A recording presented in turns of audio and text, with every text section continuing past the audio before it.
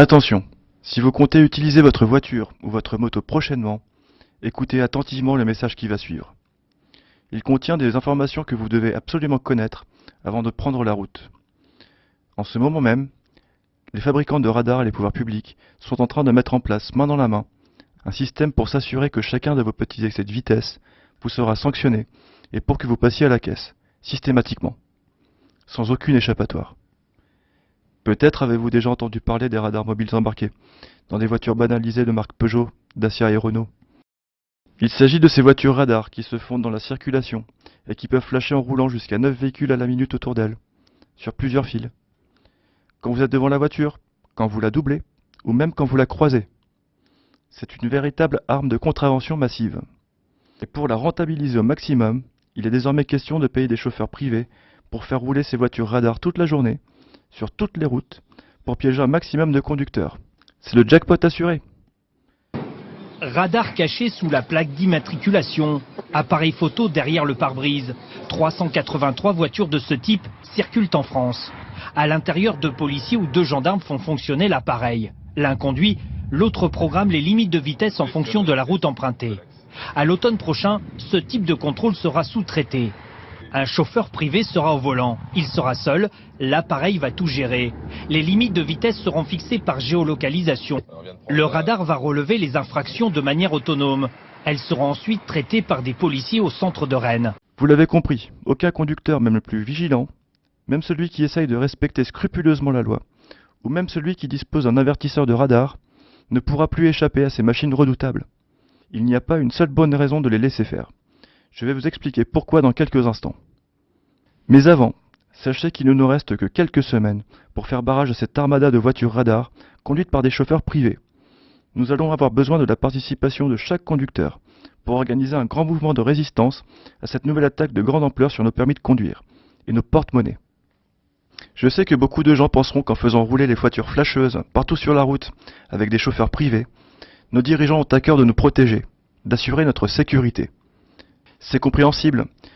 Qui pourrait imaginer les enjeux financiers colossaux qui se cachent derrière cette mesure? Et quand je dis colossaux, je n'exagère pas, voyez plutôt.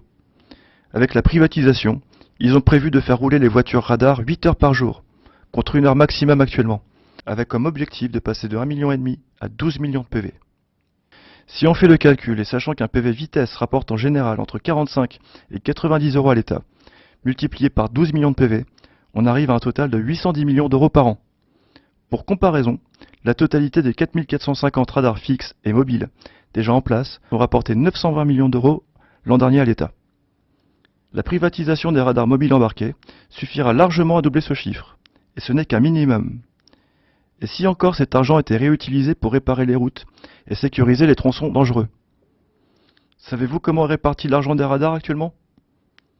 Seulement 8% de l'argent ponctionné par les radars est directement investi dans l'entretien et l'aménagement de nouvelles infrastructures routières. La grosse majorité du pactole part dans les caisses de l'État ou des grandes entreprises qui fournissent et entretiennent les radars.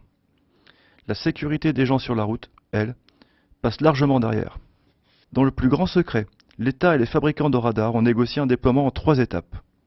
Première étape, phase de test des voitures radars avec chauffeur en Normandie, en cours actuellement. Deuxième étape, déploiement à grande échelle sur tout le territoire, dès le mois de septembre, avec 380 voitures. Troisième étape, mise en place de 60 voitures supplémentaires pour grossir cette armada dans les mois qui suivent, pour quadriller un maximum de portions de route et piéger un maximum de conducteurs. Et qui sait ce qui nous prépare encore derrière? L'appel d'offres n'est même pas public.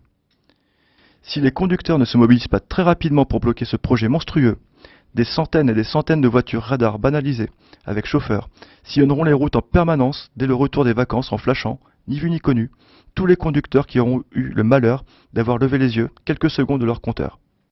Vous n'aurez plus un seul instant de répit. Vous devrez surveiller à tout moment votre vitesse.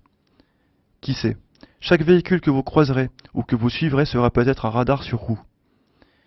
Vous devrez modifier radicalement votre façon de conduire, même si cela fait des années que vous conduisez sans accident, même si vous avez 50% de bonus sur votre assurance.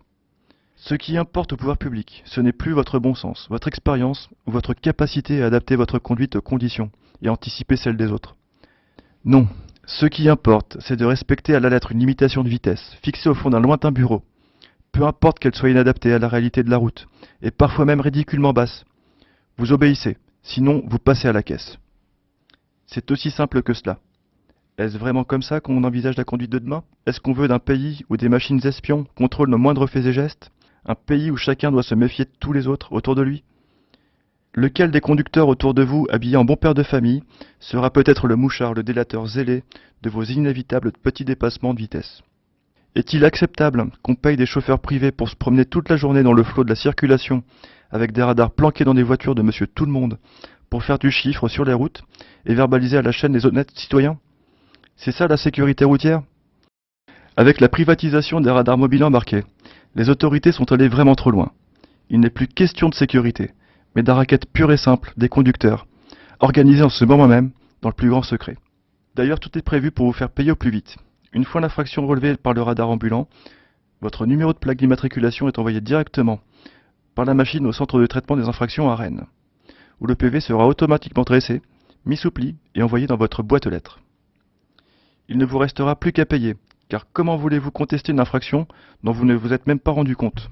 Vous, moi et tous les conducteurs responsables de ce pays, nous devons agir de toute urgence pour tuer dans l'œuf ce projet monstrueux, avant qu'il ne profite de l'été pour agir.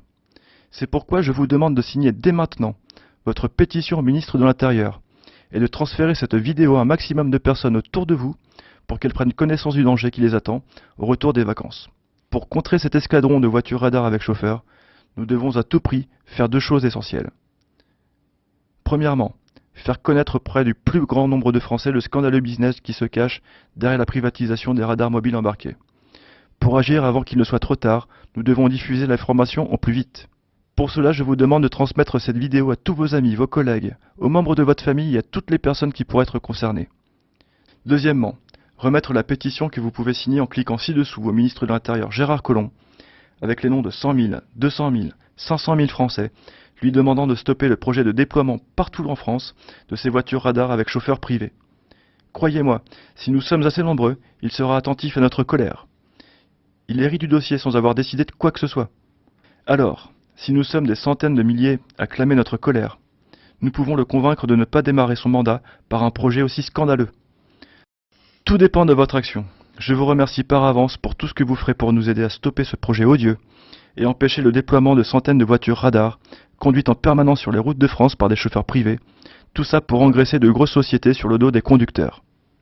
Cordialement, Pierre-Olivier Cavé, directeur des études et des campagnes, Ligue de défense des conducteurs.